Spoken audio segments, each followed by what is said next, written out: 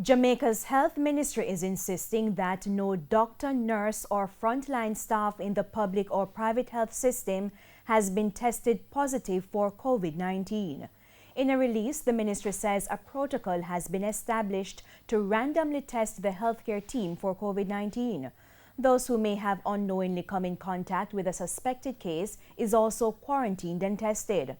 Our news center also spoke with the president of the Jamaica Medical Doctors Association, Dr. Elon Thompson. Up to March 21st, 2020, there was no doctor that has tested positive. What I want to note, though, having this opportunity now, tests are ongoing. Doctors and nurses and other healthcare workers are at risk because we are going to be seeing persons who are possibly infected with COVID-19. As a result, with the ongoing testing, persons may become positive.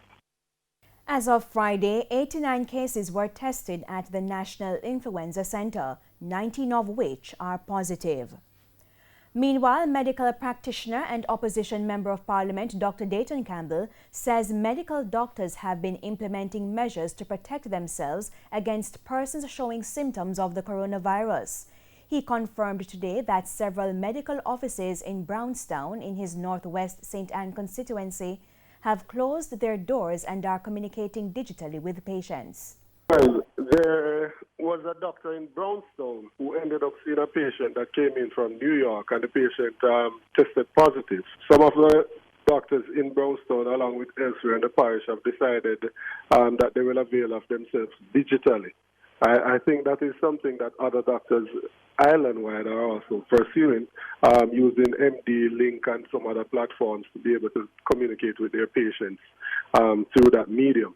Remember that a doctor's office is going to have a waiting area where patients are going to interact and may become one of those areas that you will have easy spread and transmission of infections, because some of the persons don't have major symptoms and some are asymptomatic towards the COVID, but they could have other things that they're going to a doctor for, and so they could transmit it.